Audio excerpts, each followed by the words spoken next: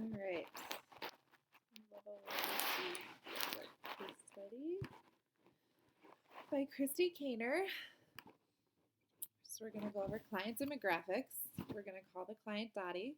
She is 89 years old, Caucasian, female, and a very strong, devoted Christian. Client values.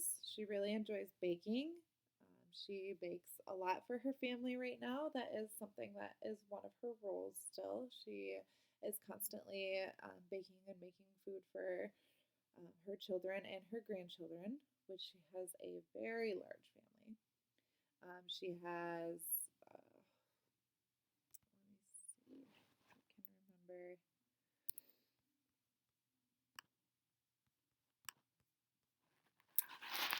She has,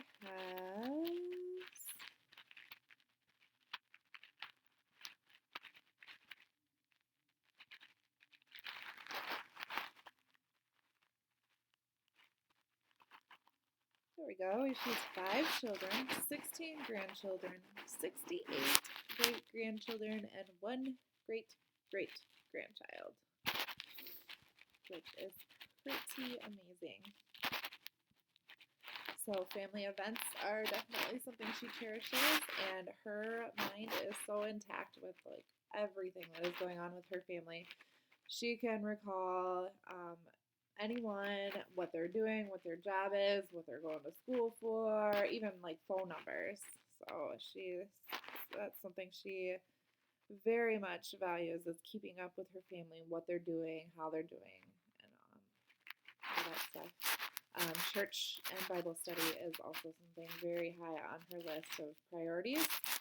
She does Bible study every day and attends church every Sunday, and that's one of the very few social things that she does still. So it's something that she looks forward to very much every week.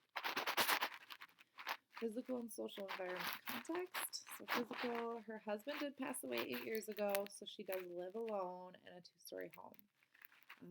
They did move her bedroom to the main floor due to her husband's heart attack 6 months before he passed away. The wheelchair ramp was put in for easy accessibility to the house after his heart attack.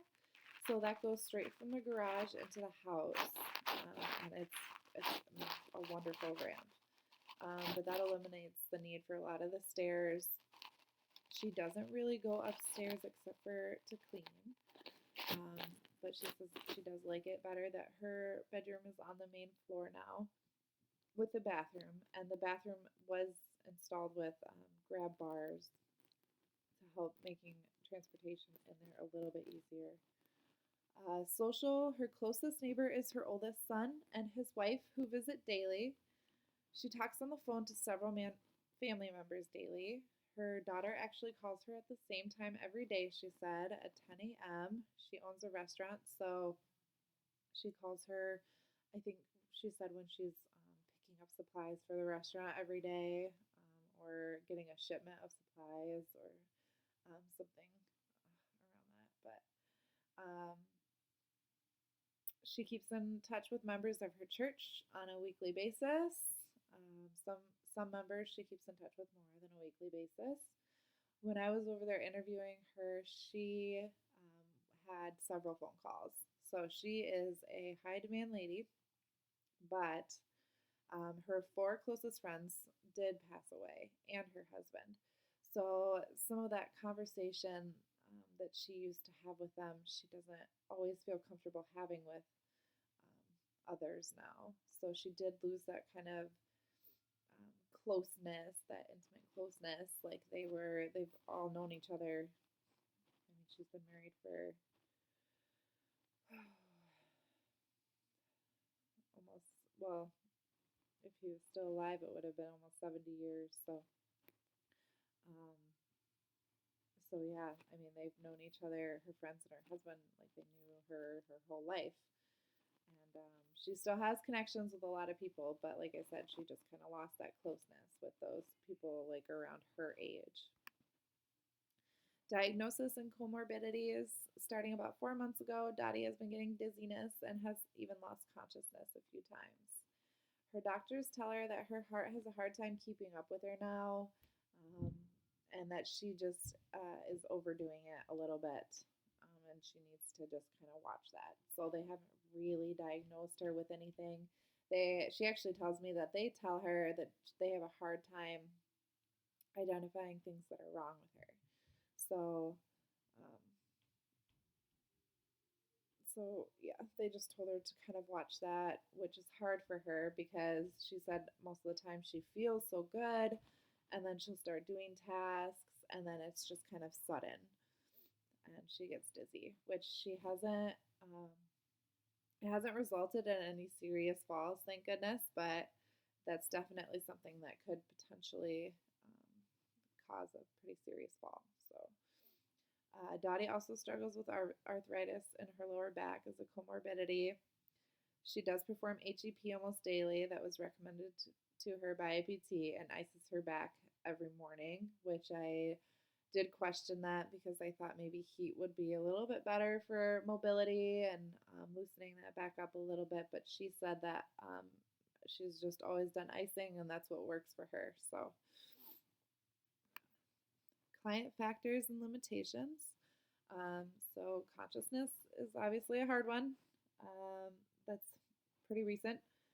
She has lost consciousness 2 times in the past 4 months. So that's definitely something that's going to be limiting her. Energy and drive. She avoids activities to avoid overdoing it.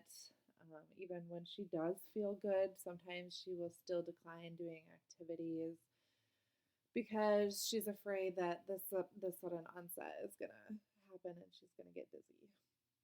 So, and fall, which is a fear of falling right there. And muscle endurance, avoids activities due to low muscle endurance. It's hard for her to sustain muscle tone and complete activities at times. Performance patterns and performance skills. Her routine is affected from her low endurance. It affects her ability to complete some household jobs without breaks. She now needs to complete them after a nap in the early afternoon. Which is different from her normal schedule, but she says that she just feels more comfortable in doing it that way to avoid any unnecessary fatigue. Her rituals, she used to go for long walks with her husband around their 4-acre property.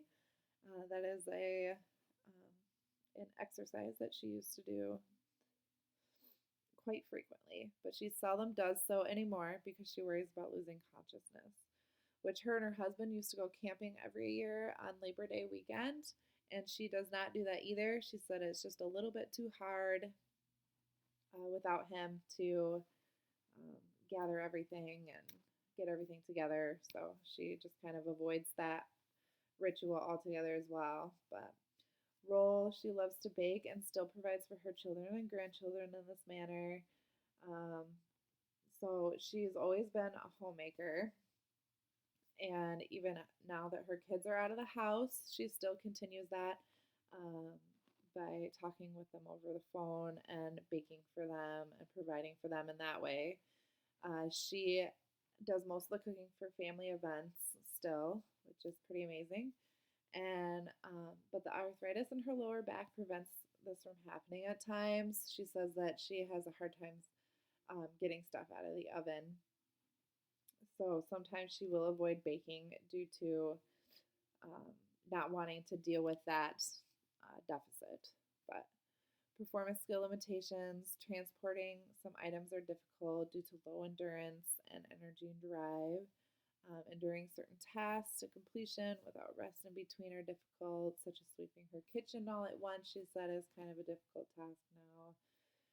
Pacing is affected due to fatigue. She completes a task at a slower pace than she claims she used to.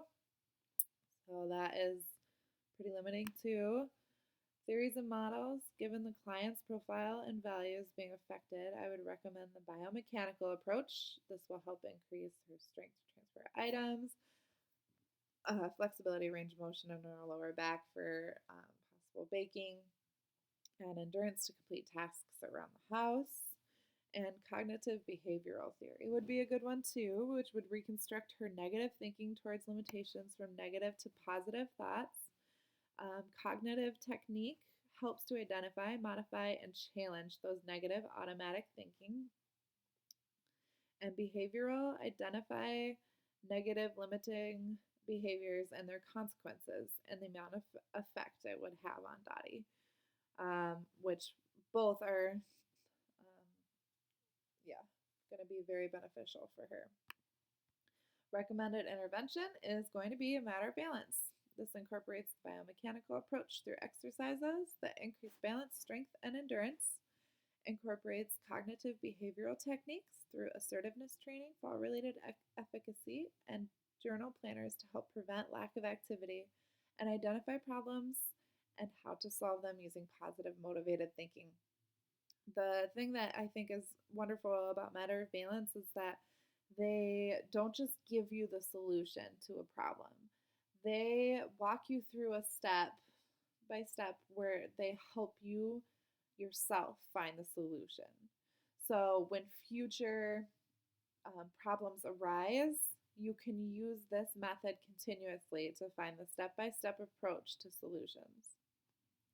Social aspect encourages and includes social interaction with people of the same age group trying to conquer similar problems, which would be very beneficial for Dottie since she has that lack of closeness kind of with people being kind of out of her age group now and not really connecting with people around her age. But these are people around her age with very similar problems, and I think that that would be um, great for Dottie to perform an amazing connection with them. Evidence supporting article number 1, mediating the role of fall-related efficacy in a fall prevention program. Study done by Aya Yoshikawa, and it correlates the fear of falling with functional mobility and fall-related efficacy. And how each kind of affect each other is what this study does. An increase in fear of falling shows a decrease in functional mobility.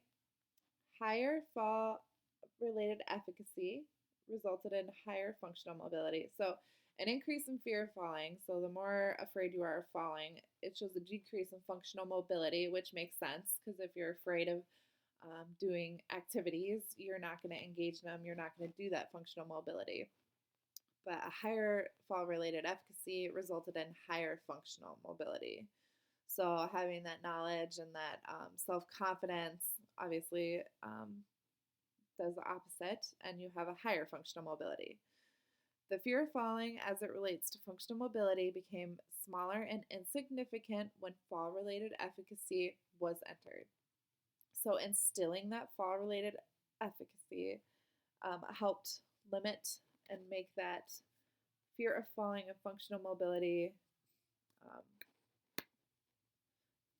that gap there, become insignificant. This tells us that building self-efficacy leads to higher functional mobility and lower rates of fear of falling. Matter of Balance incorporates self-efficacy into its programs by finding solutions, providing statistics and knowledge, teaching others what to do if they are unable to prevent a fall, and how to change that negative thought to a positive can-do thought. Evidence supporting article number 2, effectiveness of a Matter of Balance program within an assisted living community. This article is by Reynolds Buchanan, Alexander, and Bordenave.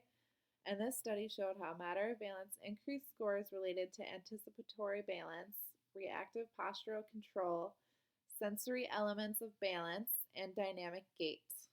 The assessment they used is the Mini Bestest, which measured all the items listed above, and they did a pre and post test measure. And the results, so the age group that they did this with was an average of 90 years old, which is very close to Dottie's age. And the result on the Mini Bestest scores results showed a significant improvement in all of these. So this shows that the Matter of Balance through biomechanics is also helping increase or decrease falls among the elderly by increasing that strength, endurance, stability, dynamic gait walk, So that is taking effect. And also, I feel like doing the exercises also helps change your mind to think that you are getting stronger by doing the exercises, but it helps reiterate that in your mind too, like, oh, maybe I can perform this activity now because I've been doing those exercises. I'm stronger. I can endure a little bit more. um, yeah, so I really think that those two approaches go hand in hand for matter of balance. Environmental aspects of matter of balance. So, matter of balance also aims to improve physical and social environmental aspects that is relatable to my clients. So, physical addresses Dottie's need to rearrange furniture in her home to get to the bathroom easier. So, basically asked if she had any struggles around the house, because I know Matter of Balance has that checklist. Um, but and she said this was one of her struggles, and I know Matter of Balance literally addresses all aspects of your home, like stuff like dropping stuff on the floor, to the need for switches and lamps to light a pathway for her, like in the middle of the night to the bathroom, to ensuring that there are light switches next to the beds and easy to reach when you enter each room. So Matter of Balance really focuses on that environmental aspect and ensuring that they make that environment a safe one to decrease falls. So we've got environmental aspects coming into play, social aspects, psychological aspects, um, all these aspects from Matter of Balance that address the needs of, Dottie. And socially encouraging Dottie to continue talking with her daughter on the phone at the same time every day and continue to encourage that her sons come to see her every night is both good. We want to encourage that social interaction. We want people checking in on her, making sure that she's good. And it also, that social interaction that can be done in sessions as well is very good too. So, in conclusion, Matter of Balance will help restore meaningful occupation through exercise interventions that will help increase her endurance, strength, and flexibility, social participation through collaborating and engaging in activities with others around her age and with similar struggles, psychological interventions, restoring that self efficacy through cognitive behavioral thinking, and changing those negative to positive thoughts. So, yeah, I would strongly recommend Matter of Balance for Dottie. Unfortunately, she wasn't able to participate with me in this one, but that is something that I will be recommending to her in the future. And those are our references.